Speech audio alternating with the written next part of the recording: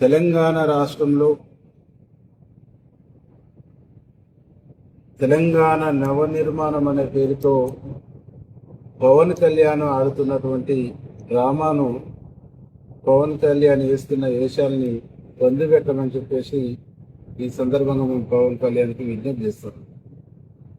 తెలంగాణ రాష్ట్రం ఏర్పడి యావత్ తెలంగాణ సమాజం మొత్తం ఆనందాలతో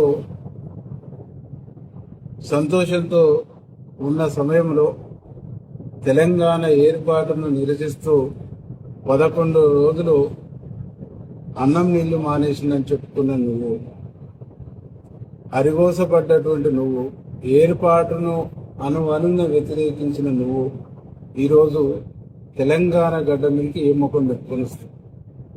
ఫస్ట్ తెలంగాణలో ఒక ప్రెస్ మీట్ పెట్టాలన్నా, తెలంగాణలో మాట్లాడాలన్నా, తెలంగాణలో అడుగు పెట్టాలన్నా, తెలంగాణ అంశాన్ని ప్రస్తావించాలన్నా పవన్ కళ్యాణ్ తెలంగాణ సమాజానికి క్షమాపణ చెప్పాలి. క్షమాపణ చెప్పి మాట్లాడాలి. అసలు పవన్ కళ్యాణ్ ఆంధ్రప్రదేశ్ డిప్యూటీ సీఎంగా ఉంది. కోస్తాంధ్రలో కొబ్బరి తోటలు కూలిపోతే తెలంగాణ వాళ్ళ కళ్ళు పడి తెలంగాణ వాళ్ళ దిష్టి దాకి కూలిపోయిందని చెప్పేసి మాట్లాడిన నువ్వు, తెలంగాణ వాళ్ళ కళ్ళని దిష్టి కళ్ళతో పోల్చినటువంటి నువ్వు ఈరోజు తెలంగాణ గురించి మాట్లాడే నైతిక అర్హత కలిగిన పవన్ కళ్యాణ్ అని చెప్పేసి అడుగుతాం. పవన్ కళ్యాణ్ నువ్వు నీ రాష్ట్రానికి సంబంధించినటువంటి రాజధానిని నిర్మించుకో. ఆ రాష్ట్ర ప్రజలు నిన్ను ఉప ముఖ్యమంత్రిగా చేసింటూ ఆ రాష్ట్ర ప్రజలకు నువ్వు సేవ చేసి సర్వీస్ చేయి.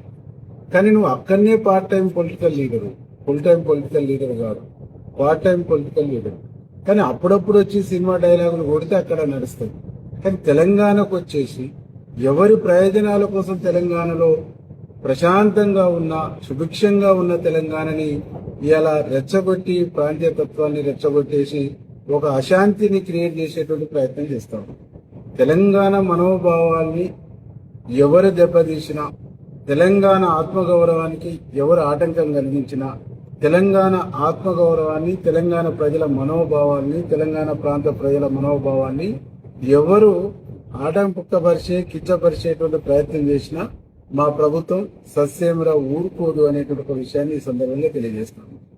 నువ్వు ఇక్కడ చచ్చిపోయినటువంటి బీఆర్ఎస్, ఇక్కడ చచ్చిపోయి లేవలేనటువంటి బీజేపీని లేపడం కోసం తెర వెనకాల వారికి పావులాగా నువ్వు ఉపయోగపడుతున్నావు తప్ప ఈ ప్రాంత ప్రజల మీద ప్రేమను, ఈ ప్రాంత ప్రజల మీద నీకు అభిమానమో, ఈ ప్రాంతం మీద నీకేదో నిజమంతా ప్రేమను అభిమానమో లేదు అనేటువంటి చాలా స్పష్టం.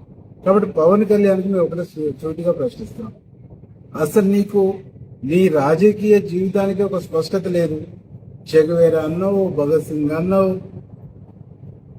ఆ తర్వాత చెగువేరాను భగత్ సింగ్ పక్కకు పెట్టినావు, బీజేపీ అంటున్నావు, ఇలా సనాతన ధర్మం అంటున్నావు. అంటే నీకు ఒక్క దాంట్లో కూడా క్లారిటీ లేదు. క్లారిటీ లేని, స్పష్టత లేని, అస్పష్టతతో కూడుకున్నటువంటి రాజకీయ నేతవు నువ్వు.